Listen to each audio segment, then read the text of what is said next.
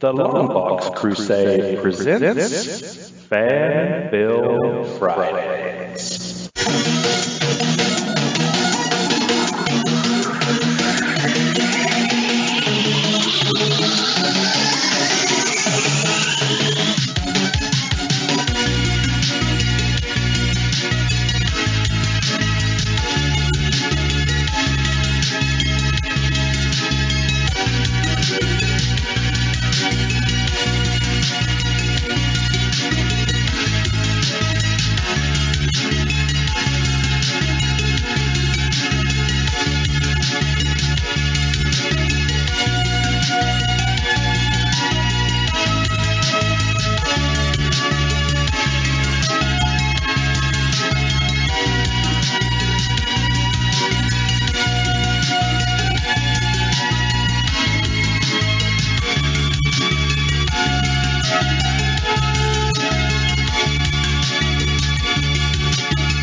Hello, and welcome to another episode of FanFilm Fridays, the show where I look at online fan films. Yes, while stuck in the LBC basement.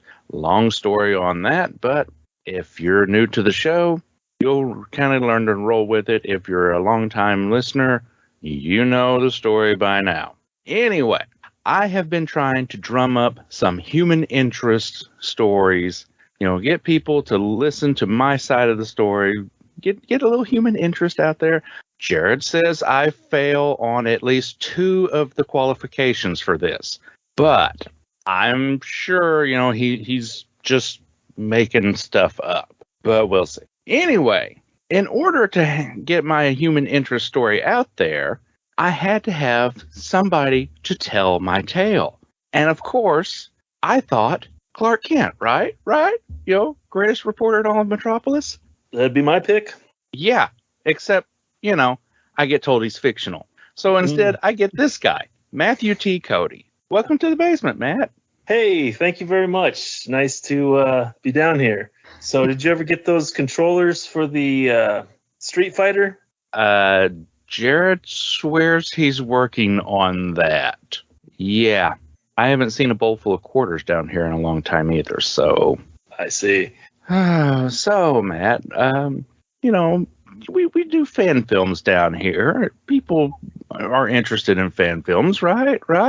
Yes. Well, I'd seen a few before, but, I just kind of stumbled upon your show and heard your promo or something like that. And, your show's really you're like my guide now for fan films. So thank you for that, Clinton. See, there we go. That's human interest right there. Yeah, I could get lost in the internet going down that rabbit hole. So I just decided, I'll just let this guy be my guide. So thank you for that, Clinton. Well, thank you. Thank you for, coming along with us. That sounds like fun. Absolutely. Looking forward to it. So I take it, since you're kind of going on tour with us on the fan films, you wouldn't mind watching one of your own, right? Oh, heck no. Yeah, that'd be fun. Okay, so since you do a show called Superman Radio Revisited, I take it you really like the Man of Steel. Yeah, I guess he'd be my favorite character. You can say that, yeah. Alrighty, so I've got one that is called, appropriately enough, kind of like our situation here, it is titled One on One. All right. It's been a while, and I get pretty winded when I play basketball, but bring it. Yeah, as Delvin and I have discussed, I can't play hoops like I used to, so. Hey, that's good for me. Okay, so a good game of horse, maybe. Sure. Just don't call me a hoe. I make no promises. Got it.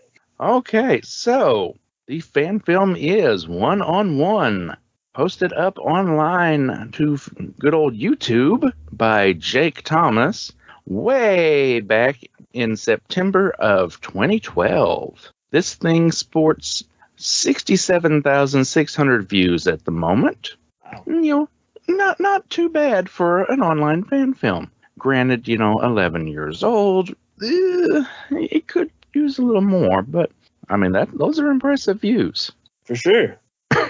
Oh, this thing runs about 11 and a half minutes, so it's not going to be a huge toll on anyone's day. Yeah, I can handle that. It's not going to take a whole lot out of your day. Right. The film stars Aaron Brown as Sarah, John Nagel as Clark Kent. It was directed and written by Jake Thomas. So before we dive in, though, Matthew, can you let people know who this Clark Kent guy is if they're unfamiliar? Because this is the first time we've talked about him on this show, I do believe. Oh, wow. That's amazing. Yeah, it's about time that you have a fan film featuring Clark Kent then. Well, I could just go into a whole spiel, but I don't think he really needs an introduction because more people probably know Clark Kent is Superman than know that Joe Biden is president. That is fair. Sad state of affairs, maybe, but such as it is. Okay, so Clark Kent is Superman. You heard it here first, folks. LBC crew #1 in news. So did you want more than that, or? No, I think that's pretty sufficient. All right, I can go into his powers and all this, but yeah, we go on a whole diatribe because there's so many different versions. So. Mm-hmm. Yeah. No, I'm pretty sure most everyone knows. If you're not familiar with Clark Kent, Superman, that whole spiel, then what brought you to the Longbox Crusade Network first? Sorry, but valid question. Oh, this is a good opportunity for me to insert plug here. Listen to my podcast if you want to know who he is. Now, it's one particular version that's quite different from the comic books or movies or TV, but anyway, there you go. I guess this is the part where I get to say, everybody check the show notes for the link to the film, because Matt and I, we are going to spoil the heck out of this thing, and it is definitely to your benefit to watch this before we start talking about it. Not only because we're going to spoil it, but because it's all nice for everybody to be all on the same page while we're going through this. And hey, spoilers ahead. I think it's probably worth watching. But then again, it's on the show, so of course I think it's worth watching. Indubitably. So we're going to take a quick little trailer break, or musical break, whichever gets inserted. And Matt and I will be back on the other side. Fantastic. I'll make a deal with you. I write what you call human interest pieces. Let me ask you 10 questions. He's no Superman. Yeah, but who is? It's just it. Superman is such a joke. Doesn't even exist. If someone that powerful really existed, then why is the world such a horrible place? Wouldn't he do something about it? I was never not looking. Weren't you? Could you just not see? All right, everybody back? Good. Alrighty, so I'm just going to read the synopsis from the YouTube because, quite frankly, I think it sums it up a whole lot better than I could. It comes directly from the director. Yes, I said that intentionally. And when Matt and I get into our discussions, I'm sure we will cover the beat by beat. So, according to the YouTube description, Sarah, a runaway teenager in the city of Metropolis, encounters a persistent newspaper reporter named Clark Kent, who won't leave her alone until she agrees to an interview for his newspaper column. 10 questions. That's all he asks. In their moments together, the fragments of her tragic life emerge, but her anger towards superheroes and Superman himself explodes in full force. If he is so great and so powerful, why is the world such a horrible place? Why doesn't he do something about it? And that is the description, folks. So, Matt, what did you think of One-on-One? Well, I really enjoyed this, and I think it would sell me if I wasn't already, or any listeners out there, if they're not already sold on fan films. I think this one could do it.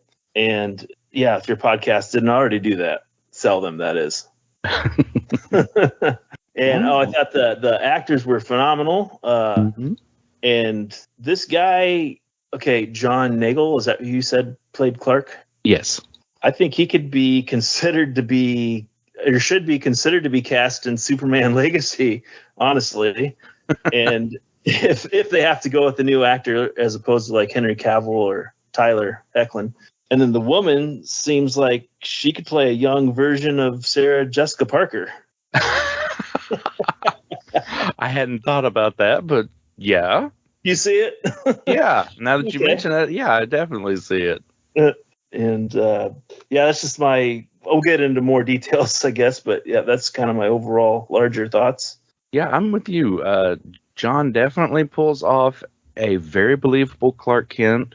I wasn't quite sold on his face. He didn't Okay. quite have the Clark face to me. Well, I should say he'd have to do some serious. We'd have to see him more as Superman before we really throw him in the new movie. But yeah, Yeah, but as far as like giving the performance, yes, he sells it on the performance. So he was a great Clark. Yeah. Mm-hmm. All righty. Just before we really, before we really get into all the beat by beat and everything, I wanted to take a page out of the Pop Culture Positivity book here and take a look at some of the comments on the YouTube. Okay. A guy that goes by 666 Productions said, "How do you take a character I'm not fond of and make me want to see more of him? An 11-minute fan film with no action, just dialogue and characters made me like Superman more than a high-budget movie would." Wow.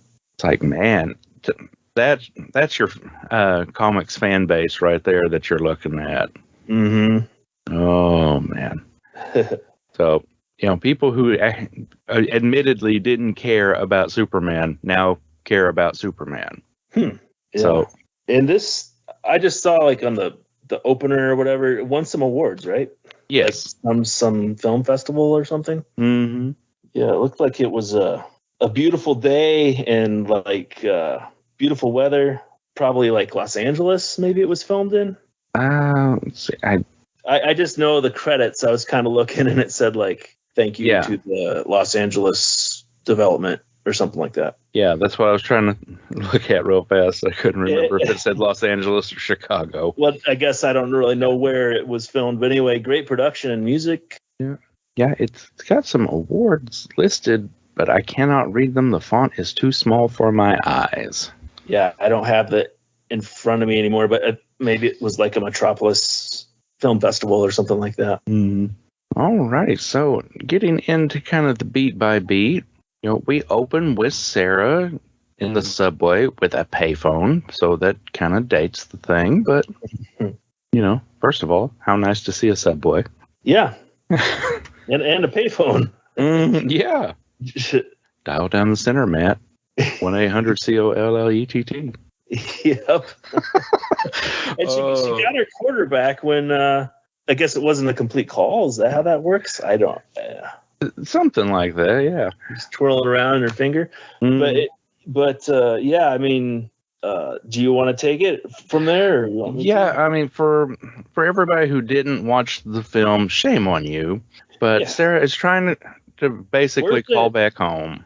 And, the number is no longer in service. Yeah. As we said, Sarah's a runaway. She's carrying a lighter with her, so that's, becomes important plot-wise. Yeah, we can make some guesses who she was calling. Perhaps her parents. And Yeah, it might have. about that. Yeah. Might have been the boyfriend, might have, just somebody. But anyway, when she stops in a park, she's approached by, young reporter Clark Kent, Mm-hmm.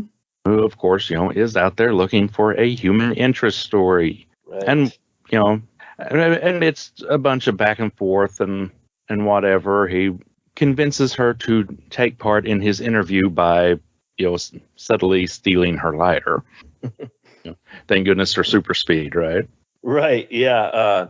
And I mentioned it was beautiful weather, but it might have been a little crisp because, like a little cool because Clark is wearing a trench coat over his business suit, presumably over his Superman costume, and she's wearing a unique outfit. I'll say probably got that from like a homeless women's shelter, maybe just had to pick out what she found. Oh, Good catch, Matt. I didn't think about that. Okay. Yeah, I mean, that's just what I thought. Yeah, because like she's got, this knit hat, kind of like wool-looking leggings, but it's, a very, like a sleeveless, strappy top. Right. Yeah. So it's cooler probably. And as far as Clark's outfit, if he doesn't want to, she does say, this was kind of funny. Like, are you what'd she say? Are you something or a perv? And if Clark doesn't want to come off as a perv, maybe he should ditch that trench coat.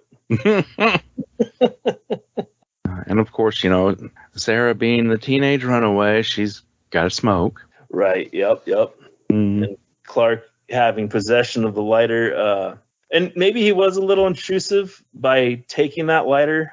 And we find out he has some reasons later, though, when he gets into the 10 questions. Yeah. So over the course of the questions, Clark, of course, gets her backstory and reveals to the audience that Sarah is pregnant. Right. So, of course, advising her several times not to smoke. Yes. Yep. Maybe you shouldn't smoke, he says. And when he does, she says, you want to do this or not? And he does give her a light. And that seems like maybe her first drag ever from a cigarette. Yeah. Yeah. I don't know if she really inhaled before she's coughing. And she was kind of looking at it more than smoking it. I went back and watched, Mm-hmm. And he mentions, she asked how he knew that. And Clark said that you don't have to have, or you don't need X-ray vision to know that she was pregnant. And so I'm saying that Clark was using his super hearing, and he heard an extra heartbeat. She's probably about 6 weeks along. Good possibility, possibly a little bit further. A lot of women don't even know they're pregnant till 6 to 8 weeks in. That's true. Yep. But that's just at least maybe 6 if he was using his super hearing. But also he's an ace reporter, right? So he can just be sussing it all out on his own. But yeah. But again, a little further into his questions, we do find out that Sarah's parents actually died when she was an infant, and she's been passed around from foster home to foster home. So she has not had a very positive upbringing in her own mind. Mm-hmm. The lighter is one of the few remnants that she has of anything connecting her to her family. So, again, very important to her. Yep. And I was thinking, like, do you want to go? When she says, he asks questions like if she knew who the boyfriend was, or who got her pregnant, that is. Mm-hmm. And he ditched her, if he ditched her, and she was saying that not everybody can be Superman, or not everyone's Superman or something like that. Or he's no Superman. That's what she said. Yeah. I have to admit, Clark kind of asked some offensive questions, but not in an offensive way. He's definitely trying to break her shell, get her to have a reaction. Yeah, and he gets one. She kind of gets angry, going off on Superman, basically. Mm-hmm. But I was wondering too, like maybe Clark just stumbled upon her in the park, or maybe he was on lunch from the Daily Planet, or maybe he just happened to maybe he's doing a story about runaways or homeless people. Yeah, you never really know exactly how he managed to single her out. Yeah, and maybe Clark was wearing a wedding ring too. I noticed. So in this video. Yeah, there's a note from the director about that when they originally did the script and the filming and everything, it was still pre-New 52 continuity. Okay. So, they were going to apparently make a comment about how he had to get home to Lois and that kind of stuff. But like he was like in mid-editing, they brought in the New 52, so we cut out a lot of that. Well, yeah, I don't think I'd even bother trying to fit it into any continuity, because that's what I thought. So often just anymore. Make it a Superman film. Yeah. But so maybe somebody contacted Clark too. Maybe somebody reached out to the media that reported her as missing. That could be why he was on her. Mm-hmm. And maybe it's the guy who got Sarah pregnant trying to man up, take responsibility, possibly contacted Clark. Who knows? But yeah, Sarah makes the comment about, she doesn't even believe Superman is a real thing. She thinks it's media hype and something, to cover up, like, who's really doing the saving on these things. And it's, just something to sell papers. Because if he were real, then why would the world be such a horrible place? Why would bad things happen to good people, kind of thing? Right. Yep. Yeah. And Clark makes very good points about, what kind of Superman would he be if he just controlled everyone? Basically shutting down literally every, Superman should save everyone every time argument. Right. Like, he can't be everywhere doing everything every moment. Right. Yep. And that was kind of how he figured out the way she was getting pretty emotional. Mm-hmm. And he used those reporter instincts again and figured out that her parents were dead. I think from the lighter, maybe her reaction to it or something. Yeah. Yeah. He could tell maybe she wasn't a regular smoker. So, they figured out it was a keepsake more so than. Yeah. But, Clark does make his points. Sarah kind of starts to see the world in a little bit of a new light, tosses her cigarettes away. Yes. Asks for her lighter back, and Clark informs her that it's in her pocket. Yeah. Yep. Well, when did you put it in my pocket? When you weren't looking. I was never not looking. Weren't you? Or was it just that you couldn't see it? Yep. And that's the part that really drives it home. It's not always the stuff that you see. Mm-hmm. It's the stuff that happens behind the scenes, and sometimes you have to just go on a little good faith that Correct. Things will work out and be a little better. Yeah. Yep. And her not, thinking Superman's real, obviously being a runaway, maybe we could say she's from Gotham City or who knows, but yeah, she's just not familiar with looking up in the sky and seeing until the end. And what really gets me on it every time is right there at the end where Sarah is walking away, headed back home, and just for a moment behind her, Superman shows up. All you see are boots and a cape. Yeah. But it was kind of one of those, like, if I really need to drive this point home one more time, I will show up. But she never turns around. So he just, like, okay, it's all going to be all right, and just flies away. Right. Yeah. That, like you said, I think, like, she may have gotten some needed perspective out of their exchange. I think that interaction helped her. And then the end was a nice cherry on top when we got to see the red boots and cape. Mm-hmm. Subtle but effective. And then cool when we got to see them lift off the ground. And the only Superman-ish, powers-wise, well, no, that's not true. We had super speed and possibly super hearing, like I mentioned. But yeah. Yeah. But we have a Superman film that drives home nearly everything that you expect from Superman, and he's Clark Kent 99.9% of the time. Yeah, it's a little over 11 minutes, this video was, and I really enjoy Superman stories that are a little over 11 minutes because, that's about how long the Superman radio serial episodes are. Oh, okay. Apparently this fan film actually has an IMDb listing. Not all of them do. Okay. There's not much else added to it that we haven't already gone over, other than apparently there is a trivia note that says the park used for shooting the fan film was also in the movie 500 Days of Summer. Huh. Never seen that. Neither have I. But what a beautiful park, though. Kind of want to walk through it. Sit on that bench. I am curious, real fast, if either of these actors has anything else listed that might be of note.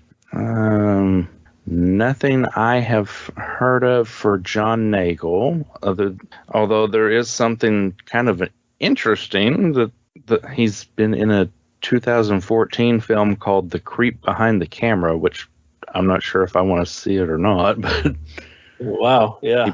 He plays a reform school kid. Mm-hmm. Yeah, a couple other things, but maybe the polar opposite of a Clark Kentish character.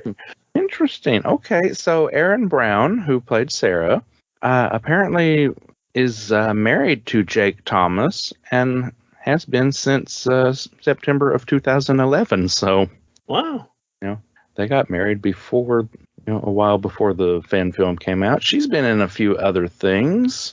That must be the guy that got her pregnant. Oh, Matt.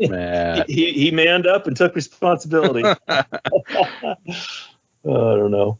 Let's see. She's been in a lot of stuff, but again, nothing I've ever heard of. Looks like a lot of smaller films, indie films, which nothing wrong with that.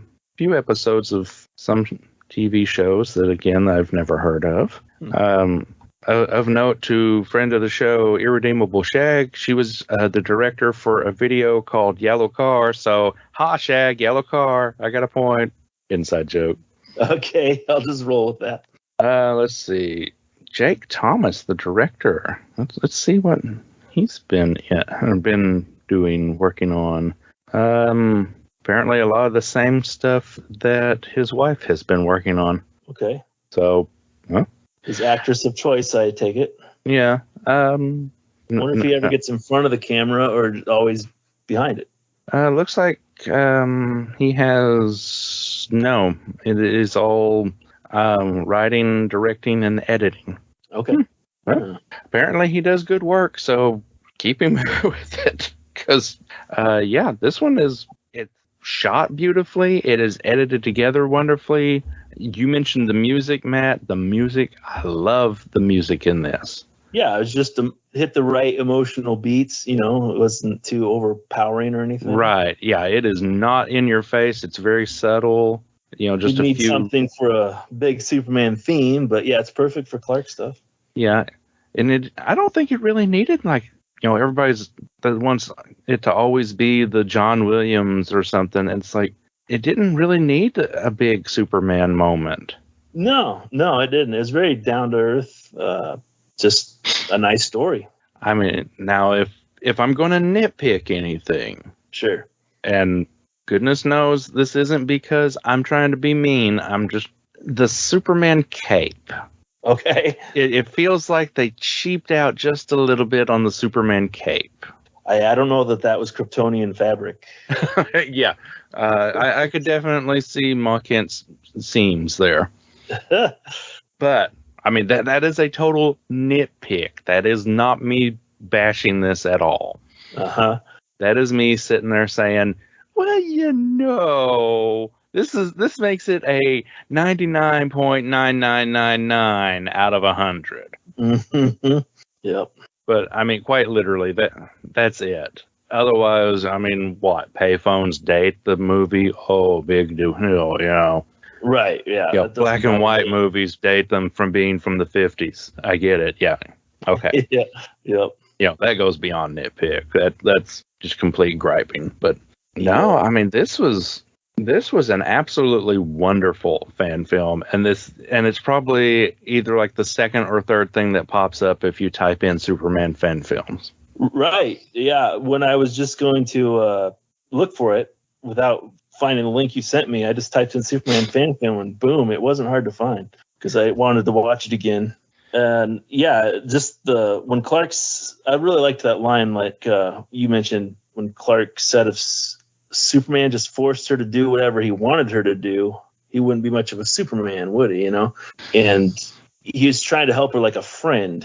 And yeah, my only nitpick isn't really a nitpick. It's more like I think he maybe would follow up with her in the future because she's still in a fragile, runaway, single girl state or woman, but it just seems like maybe he would share resources with her.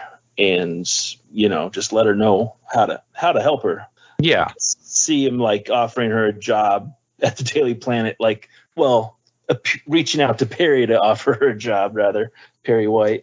Yeah, kind of the end of Superman 3, Lana Lang becomes the new secretary. Yeah, that kind of thing. Yep. Or something what she can do from home so she can watch her kid growing up. Oh yeah, and I mean, if nothing else, yeah, like you said, Clark would totally be the guy that's like, hey, do you need me to go with you to sign up for food stamps? Do you need somebody to take you to birthing classes, that kind of thing?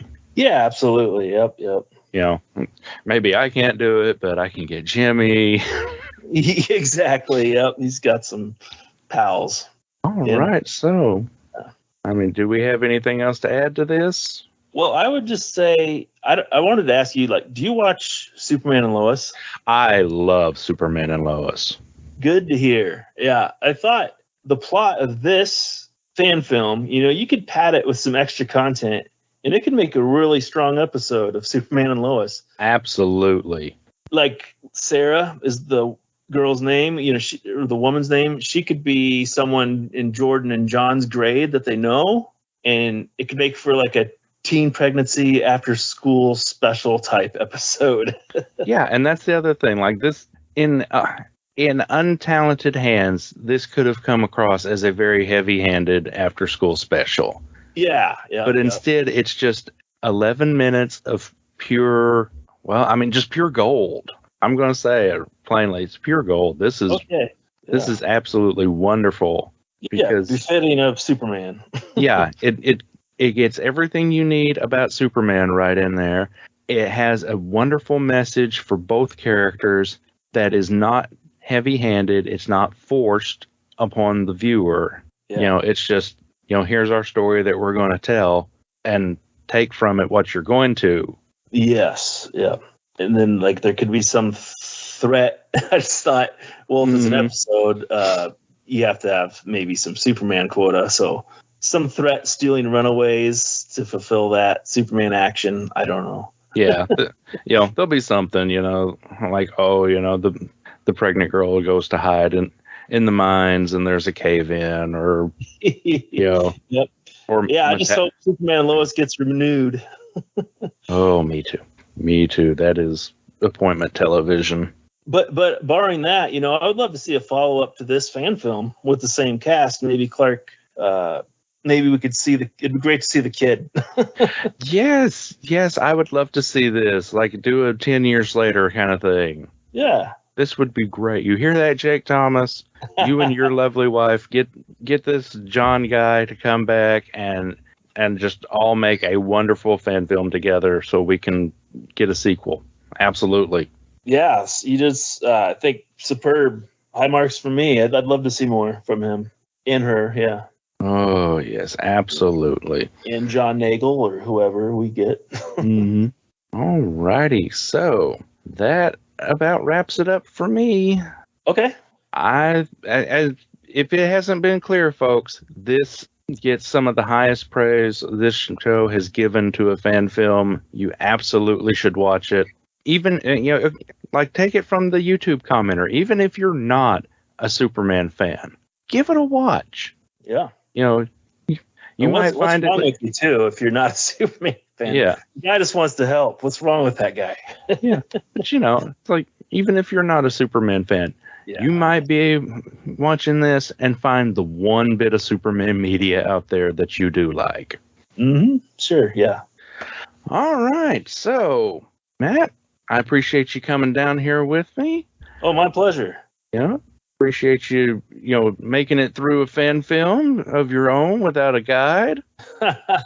Yep. I'm doing my best here. All righty. Well, you're going to, like, get my story out to the world, right? Yeah, I'll share it on my I'll try to write an article. I don't know if there's a Daily Planet editorial column, take out a classified or something. Okay. You know, that might be buried on page 17. I don't know, but we'll see what we can do. I'm not the editor. Oh, I see. Gonna do me like that, huh? Oh, yeah. I mean, I'll do what I can. I'll scream out in the wild. We all know that's reserved for kids yelling Mortal Kombat on Mortal Monday. Mortal Kombat! Okay. Well, before you do go and scream my story to the masses, do let people know where they can find you online. Sure. Thank you. And thanks for having me on. This was a lot of fun and definitely worth it because I love the fan film too. And just great to talk to you, like I was saying. But I host a podcast called the Superman Radio Revisited podcast. And You can find me on Twitter at Radio Superman, and there is a Superman Radio Revisited Facebook group that I would love you to join. Anybody out there? And so I said this also on a different podcast, and nobody took me up on it, so I'm going to say it again on yours. And that was, you mentioned Shag earlier. We're both alums of the JLI podcast, the Wahaha podcast, great show. We've both been guest hosts on that. But anyway, just at the end of that show, I mentioned if anybody wants to co-host an episode of the Superman radio serial, I rolled out like a birthday program. Let me know your birthday out there. Everybody's got a birthday, and then we'll try to match it up. And when I get around to close to that date, when the episode airs, love to have anybody that's interested join me. Well, you can't beat that, folks. most of these rewards programs at stores and stuff, they have a birthday recognition thing. Join on the podcast one. Get a free episode for your birthday. Absolutely, yeah. Hey, I like that. Well, yeah, I might hit you up. Hey, I don't mind. I like that good old Superman cereal. Awesome. Superman cereal. Now there's an idea. Sugary goodness. Oh, yes. Kryptonian. Never mind. I don't need to make a commercial for a non-existent cereal. Yeah. S Shields. But yes, folks, definitely go out, check out Superman Radio Revisited, check out Superman One-on-One fan film, and check out more lovely goodness from the Longbox Crusade Network, and check out at your local supermarket. No stealing. Yeah, the jokes don't flow as easily down here. Yeah, I'm throwing you some laughs. Hey, I take pity laughs all day. All right, folks. So one more time, thank you, Matthew. I really appreciate it. And I am going to take a little promo break and come back with some listener feedback. And everyone will definitely tell me when Matthew screams my story into the wild. Superman Radio Revisited, hosted by Matthew T. Cody. This is going to be a new podcast which will be exploring the Superman radio show of the 1940s. It will begin by playing an episode unfiltered, unedited, uncensored, uncut, followed by my commentary. We're going to talk about the era a little bit and any interesting things that crop up in the episodes. I think it'll be a lot of fun, and I'm hoping to make it an interactive show. So come along. It's going to be a great time.